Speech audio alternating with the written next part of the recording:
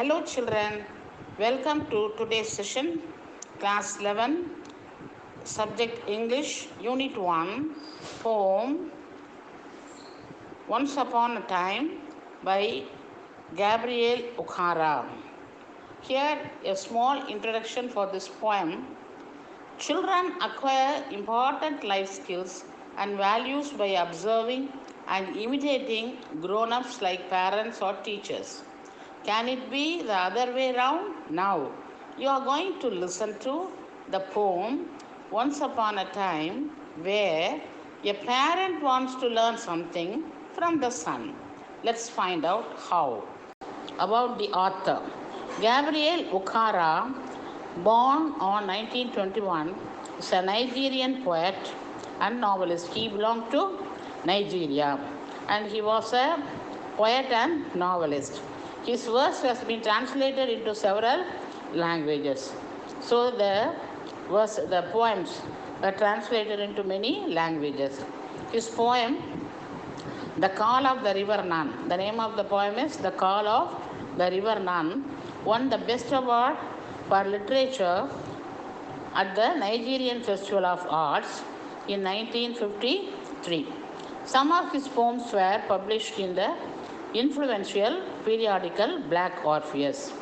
That is, his famous poem won the award for literature at the Nigerian Festival. Literature இலக்கிய விழா நடக்கும்போது இலக்கிய கலை விழா நடக்கும்போது 1953ல் அவருடைய போம் வந்து இந்த கால் ஆஃப் த ரிவர் நான் வந்து பெஸ்ட் அவார்டு வாங்கிச்சு, அவார்ட் ஃபார் லிட்ரேச்சர். அதே போல் many poems, some of other poems were published in the very popular periodical பத்திரிகை magazine, that is Black Orpheus அப்படின்ற மேகசினில் நிறையா பப்ளிஷ் பண்ணியிருக்காங்க.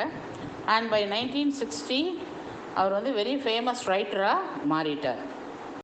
He was honored with the Commonwealth Poetry Award.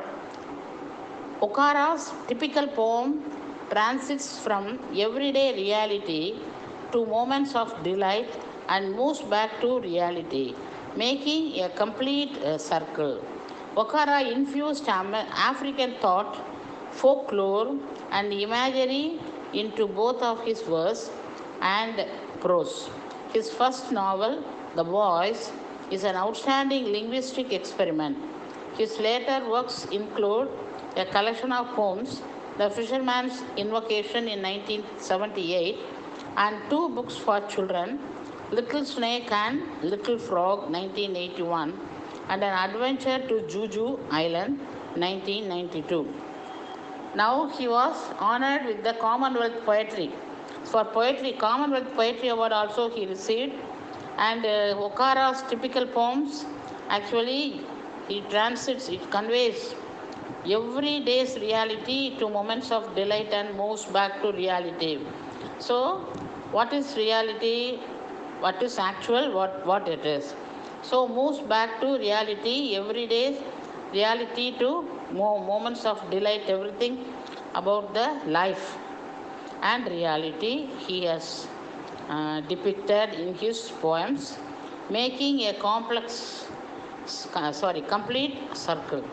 So அவருடைய போமில் பூரா மனிதனுடைய what is reality, உண்மை தன்மை என்ன, what is present now condition and what is the real condition of life, இதெல்லாம் பற்றி அவர் சொல்லியிருக்கிறார். Okara infused African thought, folklore, அவர் வந்து and imaginary into both his verse and prose. அவருடைய போம்லையும் சரி ப்ரோஸ்லையும் சரி ஆஃப்ரிக்கனுடைய தாட் வந்து நிறையா கலந்தவர், அதுக்கு இம்பார்ட்டன்ஸ் கொடுத்து அவர் எழுதியிருக்கிறாரு. His first novel the voice is an outstanding linguistic experiment. லாங்குவேஜுக்கு ஒரு very good experiment he did in language. That's what that voice, it's an outstanding linguistic experiment. That is a novel, that is first novel to him. His later works include a collection of poems also. They are The Fisherman's Invocation in 1978 and 2 other children books he has written, that is Little Snake and Little Frog in 1981 and An Adventure to Jeju Island 1992. Now let's start with the first stanza. Once upon a time, son, they used to laugh with their hearts and laugh with their eyes, but now they only laugh with their teeth, while their eyes block cold eyes search behind my shadow. Once upon a time son. இங்கே போய்ட்டு என்ன சொல்கிறாரு அப்படின்னா, author என்ன சொல்கிறாருன்னா, தன்னுடைய மகனிடத்தில் பேசுகிறார். முன்னால் இருந்த காலம் இப்போ எப்படி இருக்குது அப்படின்றத பற்றி மகன்கிட்ட அட்ரஸ் பண்ணுற மாதிரி இது அமைஞ்சிருக்கு. Once upon a time son, they used to laugh with their hearts. நம்ம மக்கள் எப்படி இருந்தாங்க, மற்ற மனிதர்களை பற்றி சொல்கிறார். முன்னாலெல்லாம் மக்கள் எப்படி இருந்தாங்க அப்படின்னு சொன்னால், அவங்க மனதிலிருந்து உள்ளத்திலிருந்து சிரித்தாங்க. அவங்களுடைய சிரிப்பு உள்ளத்திலிருந்து வந்துச்சு, உண்மையான சிரிப்பு. It's a true laughter.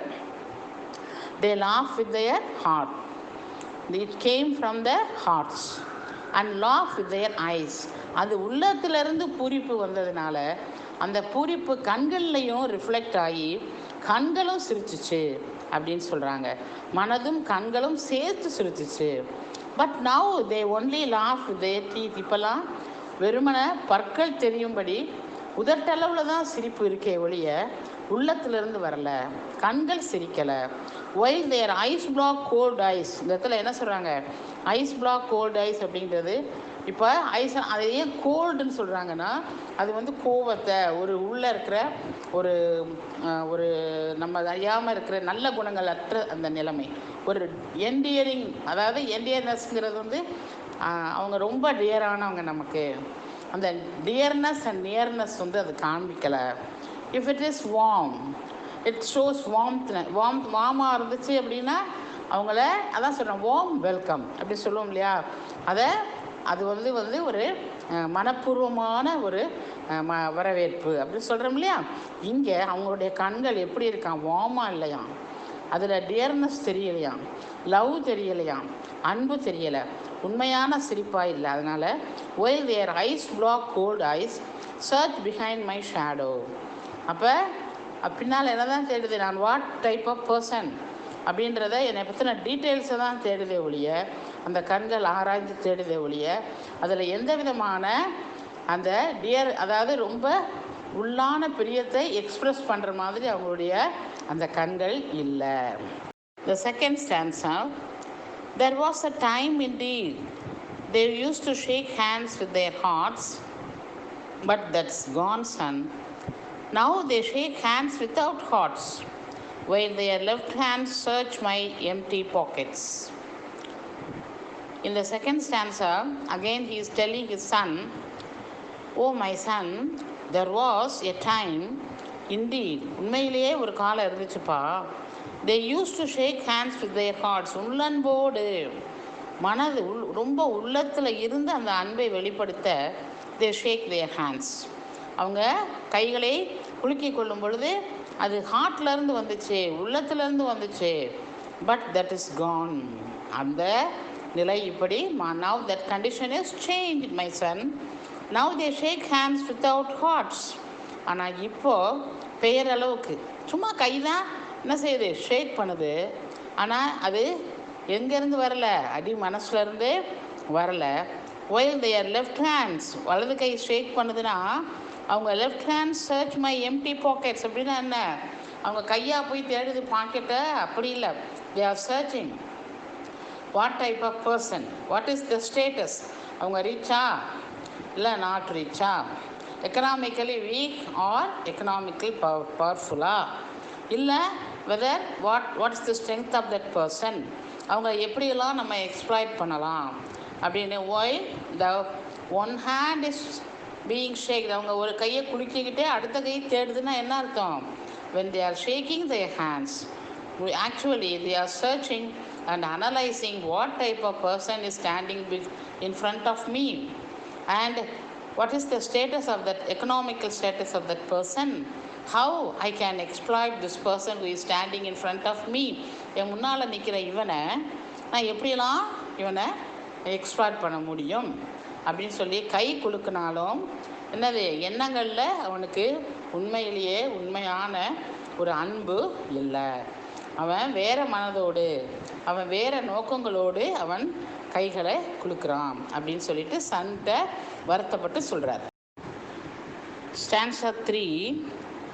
Feel at home, come again, they say. And when I come again and feel at home once, twice, there will be no thrice, for then I find doors shut on me. He is beautifully describing the character of the human being at present. Feel at home. முதல்ல நம்ம போகும்போது நமக்கு ஒரு வீட்டுக்கு போனால் எம்பாரசிங்காக ஒரு மாதிரி தயக்கமாக கூச்சமாக இருக்கும் இல்லையா? we feel so uneasy sometimes. அப்போ அந்த மாதிரி டைமில் ஃபீல் அட் ஹோம், நீங்கள் நம்ம வீடுமா நினச்சிக்கோங்க, உங்கள் வீடுமா நினச்சிக்கோங்க அப்படிம்பாங்க. ஃபீல் அட் ஹோம், ரொம்ப நார்மலாக இருங்க, இது உங்கள் வீடு நினச்சிக்கோங்க அப்படிம்போம்ல. That's what feel at home. Come again, நீங்கள் இன்னொரு தடவை வரணும், கட்டாயம் இன்னொரு தடவை வரணும். தே சே, சொல்லுவாங்க, அப்படி சொல்லுவாங்க. And when I come again, திருப்பி, ஏன்னா they only ask me to come again, அவங்க தான் திருப்பி நம்மளை வர சொல்கிறாங்க. If I go once again and feel at home, அப்போ ரெண்டாவது தடவையும் சொல்லுவாங்க. Please don't feel embarrassing, don't feel shy, you feel at home, உங்கள் வீடு மாதிரி நினச்சிக்கோங்க, ஒரு தயக்கமும் இல்லை, நார்மலாக இருங்க அப்படின்னு சொல்லுவாங்க. இது ரெண்டாவது தடவை. Twice, once twice, there will be no thrice. ஆனால் when I go for the third time, thrice-na the third time, மூணாவது தடவை போனேன்னா, for then I find doors only shut on me. For then I find doors shut on me. மூணாவது தடவை போனோம்னா what we can say? We can see the doors shut on me. Our for then I find doors shut on me அப்படிங்கிறார். மூணாவது தடவை என்னதான் இருக்கும்? The doors will be shut அப்படின்னு சொல்லுவாங்க.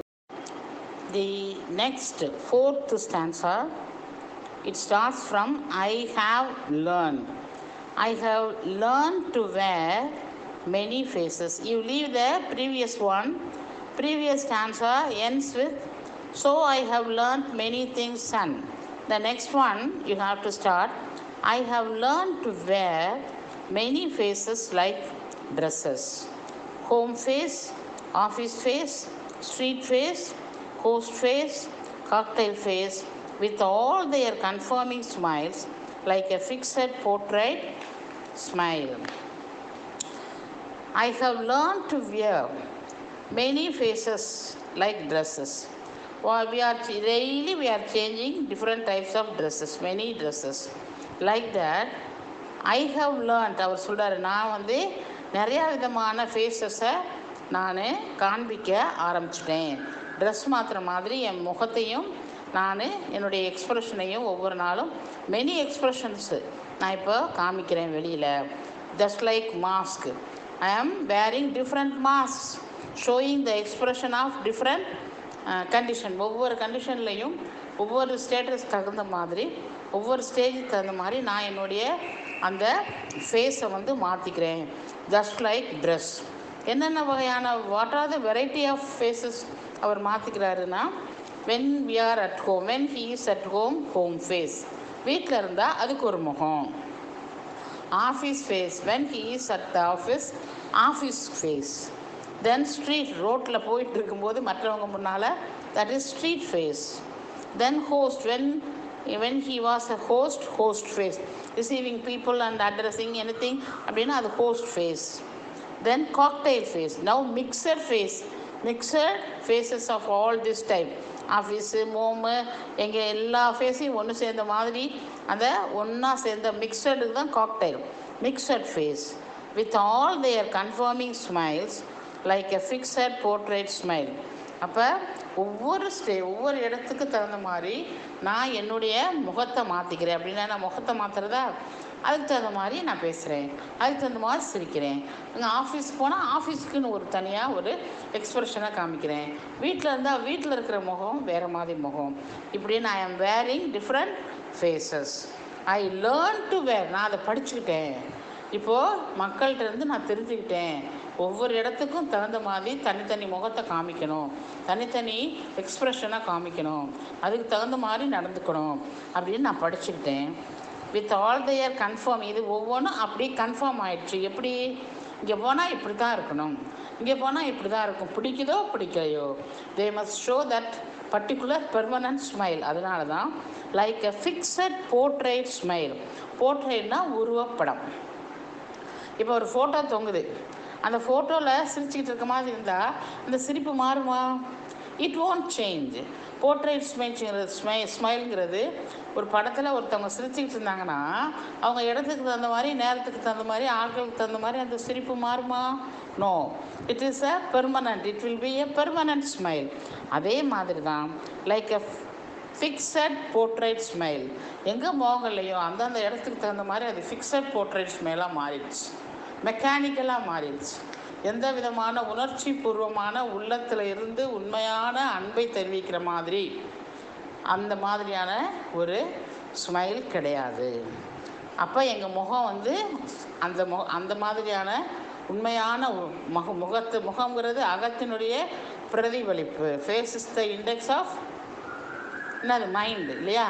நம்மளுடைய அகத்தினுடைய அழகு முகத்தில் தெரியும். வாட் வி திங்க் அப்படி நம்ம எக்ஸ்ப்ரெஸ் பண்ணுவோம். ஆனால் இது அப்படி கிடையாது. நம்ம என்ன செய்கிறோம்? அப்படியே அதுக்கு தகுந்த அந்த இடத்துக்கு தகுந்த மாதிரி நம்முடைய முகத்திரை மாறுபடுகிறது. அப்போ அது பெர்மனண்ட்டாகவே ஆயிடுச்சு. when I was at office, I wear office face. I will have office face. when I have at home, then home face. when I walk in the street, street face. when I act as host, host face. when I am doing whatever it is, that face I will wear, that mask I will wear. அந்த முகத்திரை நான் போட்டுக்கிறேன் அப்படின்னு சொல்கிறார். ஆனால் இதெல்லாம் எப்பயுமே பெர்மனண்ட்டாகவே மனிதன் செய்து கொண்டு இருக்கிறான். அவங்க ஆனால் உண்மையிலே அது this is not a real face அப்படின்னு சொல்கிறார். The next one, stanza 5. And I have learned to laugh with only my teeth and shake hands with my heart.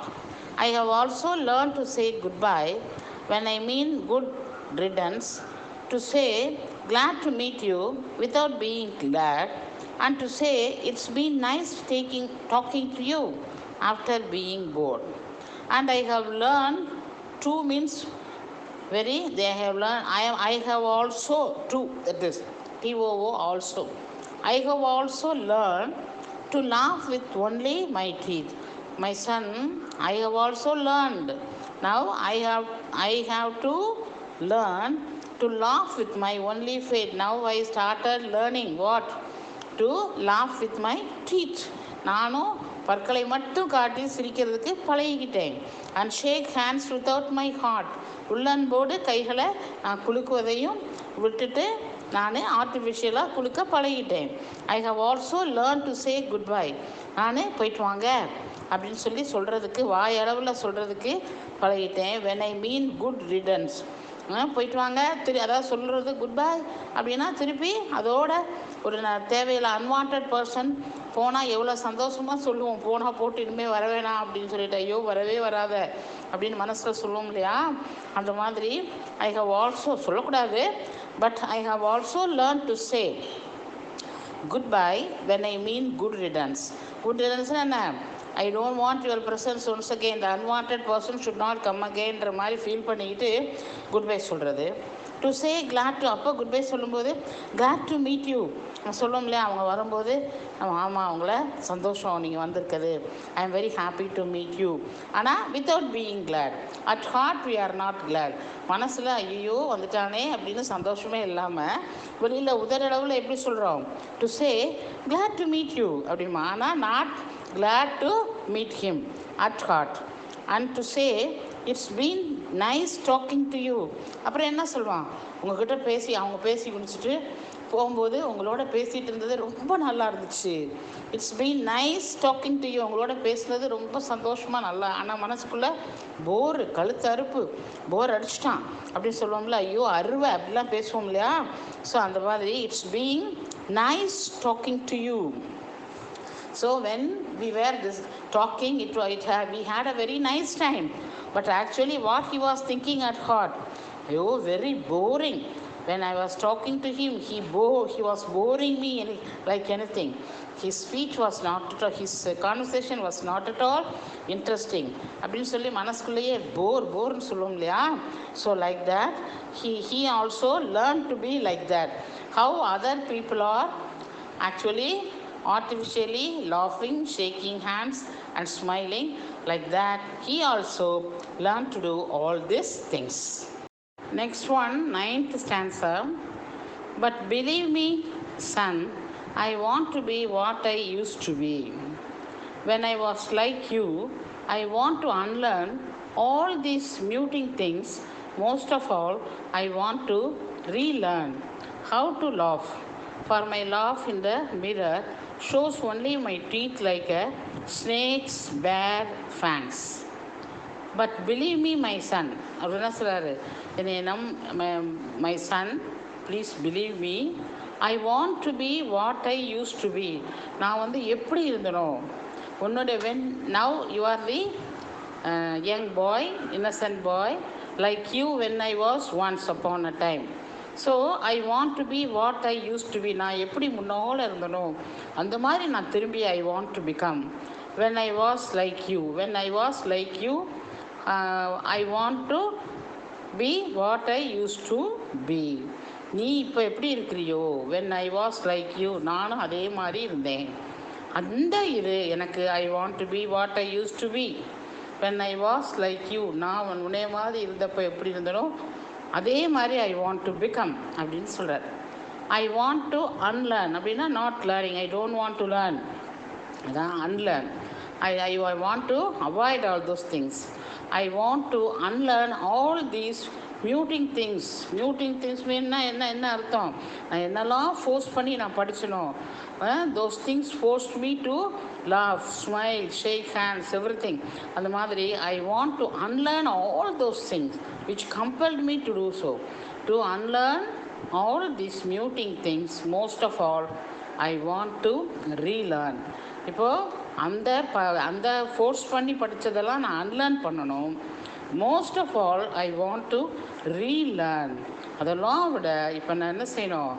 திருப்பி படிக்கணும். How to laugh, how my laugh in the mirror. இப்போ பாருங்கள், now I want to laugh like you. When I was a child, I laughed. No, that stage I want to go. For my laugh in the mirror, now if I see in the mirror, when I laugh, shows only my teeth. நான் சிரிச்சு மிரரை பார்த்து, நான் சிரிக்கும்போது மிரரை பார்த்தேன்னா, when I laugh, I look at the mirror, that shows only my teeth. பற்களை மட்டும் காட்டி சிரிக்கிற உதட்டளவு சிரிப்பு மாதிரி தான் இருக்குது. Not only that, like a snakes bare fangs, கொடுக்கு. இங்கே நச்சு பற்கள் ஸ்னேக்குக்கு இருக்கும் இல்லையா, பாய்சனஸ் தட் டீத். அந்த மாதிரி தான் என்னுடைய விஷமுள்ள பற்களை எப்படி இந்த பாம்பு ஸ்னேக் அதை வச்சு மற்றவங்களை தீண்டி அந்த விஷத்தை பாய்ச்சுதோ, அதே போல் it is like that only my teeth now very poisonous. பாய்சனாக அர்த்தம் what I do, what I love, all those things are nowadays venomous, poisonous. அதாவது ரொம்ப விஷம் நிறைந்ததுன்னா என்ன? உண்மையானது இல்லை, ரொம்ப உண்மை கிடையாது, அதில் உண்மை தன்மை கிடையாது. So all artificial which hurt others. அந்த மாதிரி தான் இருக்கே ஒழிய நச்சுத்தன்மை பாய்ச்சக்கூடியதாக தான் இருக்கிறது என்னுடைய சிரிப்பு அப்படின்றார். How to laugh, you please teach my son how to laugh அப்படின்னு பின்னால் சொல்வார். So, most of all, I want to relearn how to laugh. For my laugh in the mirror shows only my teeth like a snake's bare fangs. Fangsனா என்ன அர்த்தம்? Teeth of a venomous snake. இல்லாட்டி அதை கொடுக்கணும் கூட. இப்போ இது பாம்புக்கு பல்லில் தானே விஷம். And use to inject poison. நச்சுத்தன்மை உள்ள அந்த நச்சு பற்கள் என்ன செய்யும்? ப்ரெஸ் பண்ணவனே பாய்சன் போய் அதை குத்திடும் இல்லையா? ஸ்னேக் பைட் டைமில் அது குத்திடும். அதை தான் சொல்கிறார். How to laugh, for my laugh in the mirror shows how what type of laugh that is my teeth like a snakes bare fangs அப்படின்னு சொல்கிறார். நச்சுத்தன்மை நிறைந்த பற்களை காட்டி நான் சிரிப்பது போல இருக்கிறது. அப்படின்னா என்ன அர்த்தம்? அந்த சிரிப்பு நச்சுத்தன்மை உள்ளதாக இருக்கிறது, உண்மையான சிரிப்பு அல்ல. It is not real.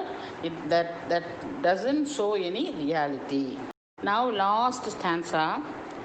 So show me, son, how to laugh. Show me how I used to laugh and smile once upon a time when I was like you. So pleading his son, கெஞ்சி கேட்குறாரு, oh dear son, please teach me how to laugh.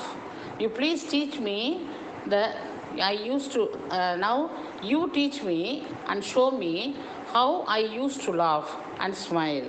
நீ எனக்கு இப்போ teach பண்ணு, சொல்லிக் கொடு, நான் படிச்சுக்கிறேன். நான் அப்போ எப்படி சிரித்தேன் உன்னைய மாதிரி இருக்கும்போது. how I laughed, how I smiled, everything you teach me. Once upon a time when I was like you. When I was like you once upon a time, I used to laugh and smile. No, the same type of thing I want to learn from you. Please teach me, my son. So show me, son, how to laugh. So show me, son, how I used to laugh and smile. எப்படி சிரிப்பேன், என்ன மாதிரி நான் புன்னகை புரிந்தேன், சிரித்தேன், எல்லாத்தையும் எனக்கு please my son எனக்கு சொல்லிக் கொடுன்னு he is pleading his son. அவர் என்ன செய்கிறாரு, கேட்குறாரு, கெஞ்சி ரிக்வெஸ்ட் பண்ணி மகன்கிட்ட கேட்குறாரு. The central idea of the poem. Innocence is a fading aspect in the man's society. People always appear deceitful and cunning. மனிதனுடைய சமூகத்தில் எப்படி இருக்காங்க?